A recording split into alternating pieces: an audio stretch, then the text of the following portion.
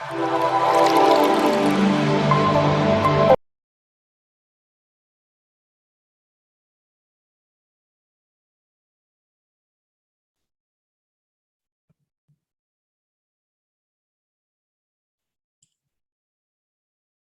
7 chromatography. सबसे पहले definition है क्रोमेटोग्राफी की। Chromatography is a process of chemistry. मतलब जो क्रोमेटोग्राफी टेक्निक है ये केमिस्ट्री के अंदर यूज की जाती है, in which the mixtures of different compounds. अब मुख्तलिफ कंपाउंड्स का जो मिक्सचर है, आपने मुख्तलिफ डिफरेंट कंपाउंड, 3 कंपाउंड हैं, 4 कंपाउंड हैं, उनको एक जगह पर हल किया हुआ है। तो उन मिक्सचर ऑफ कंपाउंड्स को क्या करना है, is separated on the basis of their relative polarity. तो आप उनकी रिलेटिव पोलैरिटी की बिना पर उन कंपोनेंट्स को सेपरेट आउट करते हैं। अब जिसकी पोलैरिटी जो है वो ज्यादा होगी वो जल्दी हल हो जाता है, और जिसकी पोलैरिटी कम होती है वो जो है वो कम हल होगा। अब जो आपकी पोलैरिटी की बिना पर जो सब्सटेंस जो है वो सेपरेट आउट होते हैं, इस टेक्निक को हम क्रोमेटोग्राफी कहते हैं। अब what is the difference between extraction and chromatography. ठीक है जी, अगर आपसे पूछा जाए कि बताएं कि एक्सट्रैक्शन और क्रोमेटोग्राफी के अंदर डिफरेंस क्या है, ठीक है जी, तो आपने जो है इसको ऐसे डिफाइन करना है। Extraction, the compounds are separated on the basis of their relative solubility. Compounds को जब उनकी सोलिबिलिटी की बिना पर सेपरेट किया जाए, सोलिबिलिटी का मतलब है हल किया जाना, ठीक है जी। अब जिन कंपाउंड्स के हल होने की सलाहियत ज्यादा है या कम है, इन कंपाउंड्स को अलग करने का जो प्रोसेस है उनको, हाँ, इस प्रोसेस को हम एक्सट्रैक्शन कहते हैं। और क्रोमेटोग्राफी क्या है, the compounds are separated on the basis of their polarity. और कंपाउंड्स को जब हम उसकी पोलैरिटी की बिना पर सेपरेट करते हैं, इसको हम जो है क्रोमेटोग्राफी कहते हैं।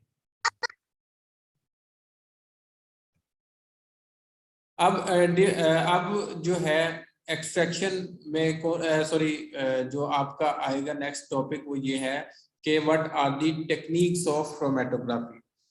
ये स्टाइल्स लिख सकते हैं कि कौन कौन से स्टाइल्स हैं क्रोमेटोग्राफी के। अब स्टाइल्स का मतलब है तरीकेकार, ठीक है जी। अब इसमें जो क्रोमेटोग्राफी के स्टाइल्स हैं, एक है इसमें 4 टाइप्स आएंगी या 4 स्टाइल्स आएंगे क्रोमेटोग्राफी के। Ascending chromatography, descending chromatography, circular chromatography और रेडियल क्रोमेटोग्राफी। अब जो सबसे पहली डेफिनेशन है असेंडिंग। असेंडिंग का मतलब क्या होता है, नीचे से ऊपर जाना, ठीक है जी। और असेंडिंग क्रोमेटोग्राफी में हम ये करते हैं कि जब हम इस प्रोसेस को परफॉर्म करते हैं तो the solvent tends to move upward. Solvent जो है ऊपर की तरफ मूव करेगा, ठीक है जी। In ascending chromatography the solvent tends to move upward. Ascending chromatography में सोलवेंट जो है वो नीचे से ऊपर की तरफ जाएगा। And the components of mixture are separated in the form of spots. और जो आपके कंपोनेंट्स हैं मिक्सचर के वो सेपरेट होंगे स्पोर्ट की फॉर्म के अंदर। नेक्स्ट जो आपके पास आता है वो है डिसेंडिंग क्रोमेटोग्राफी।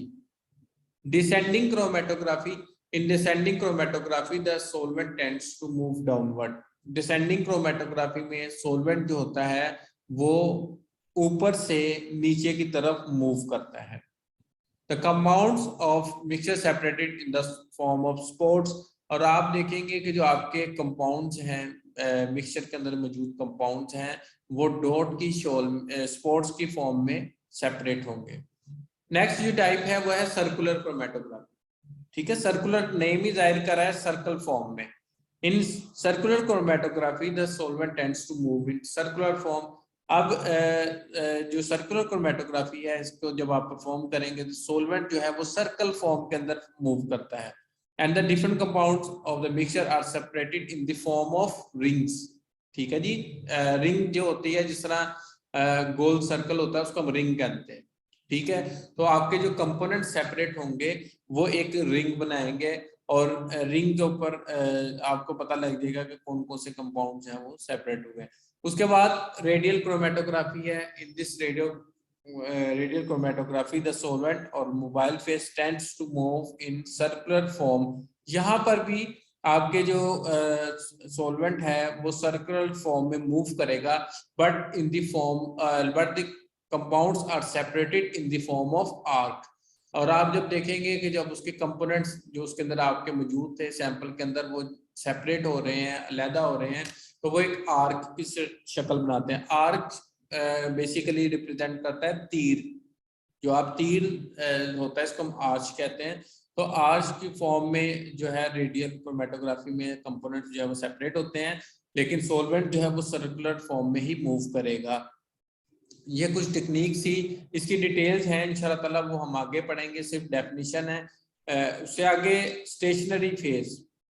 स्टेशनरी फेज क्या है? अब जो आप क्रोमेटोग्राफी करते हैं ना, इसके अंदर दो फेजेस होती हैं, ठीक है जी। आप लिख सकते हैं व्हाट आर दी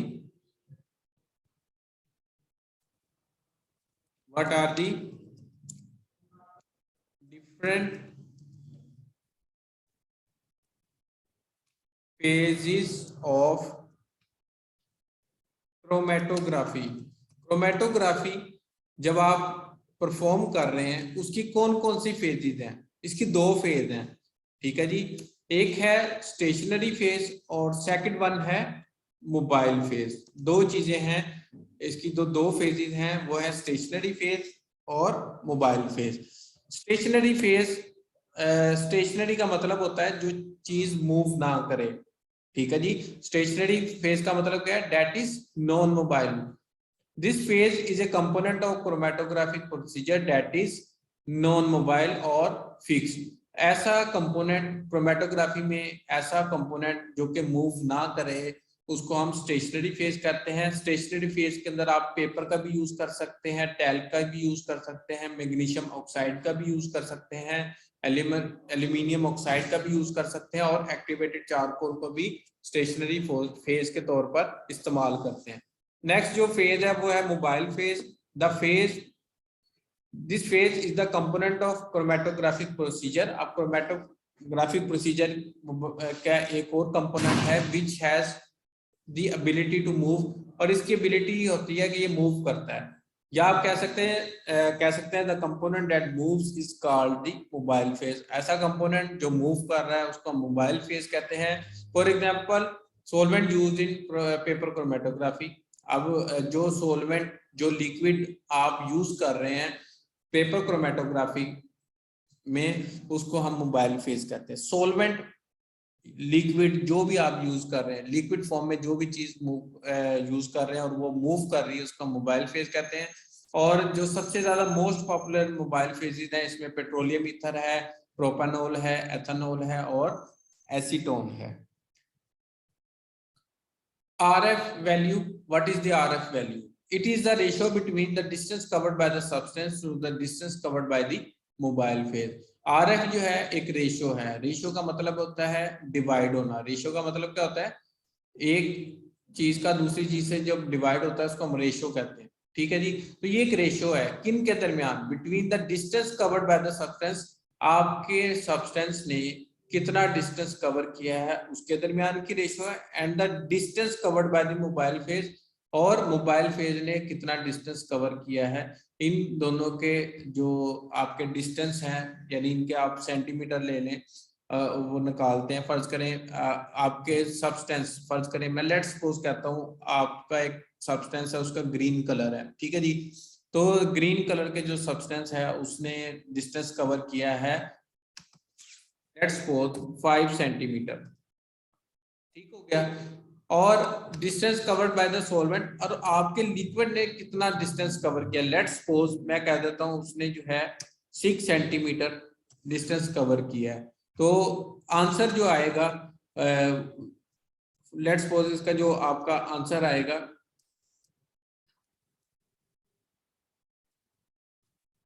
ये राउंड अबाउट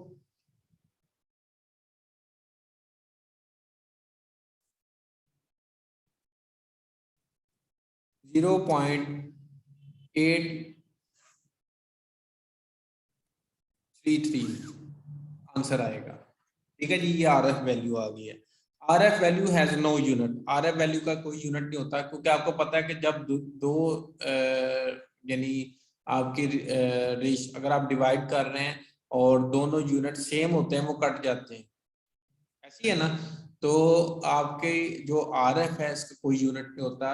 एग्जामिनर क्रोमेटोग्राफी जो है ना, ये आपका जो चैप्टर है, ये थ्योरी के लिहाज से तो जरूरी है, लेकिन वाइवे के लिहाज से जो है ये 100% जरूरी है। 100% जरूरी इसलिए कि आपको जो वाइवा है उस या प्रैक्टिकल है उसके अंदर लाजमी आता है इसका क्रोमेटोग्राफी का प्रैक्टिकल, और उस प्रैक्टिकल में यही चीजें पूछी जाती हैं कि क्या है, मोबाइल फेस क्या है, और आपने कौन सा स्टाइल यूज किया क्रोमेटोग्राफी का। हम ज्यादातर असेंडिंग क्रोमेटोग्राफी का स्टाइल यूज करते हैं, ठीक है जी। तो वो भी पूछ सकता है। उसके अलावा मोबाइल फेस की एग्जांपल्स पूछ सकता है, स्टेशनरी फेस की एग्जांपल पूछ सकता है, और खास तौर पे RF वैल्यू इसका फार्मूला भी पूछता है, और लाजमी पूछता है कि इसका यूनिट होता है। तो आपने कहना है इसका यूनिट नहीं होता, और वो पूछते हैं कि यूनिट क्यों नहीं है, तो आप कह सकते हैं कि जी क्योंकि ये रेशियो है, क्योंकि हम दो जो वैल्यूज हैं उनको डिवाइड कर रहे हैं, उनके यूनिट सेम है, सेंटीमीटर, दोनों के यूनिट सेम है, इसलिए वो जो है रिमूव हो जाते हैं, कट हो जाते हैं, इसलिए RF का कोई यूनिट नहीं होता है।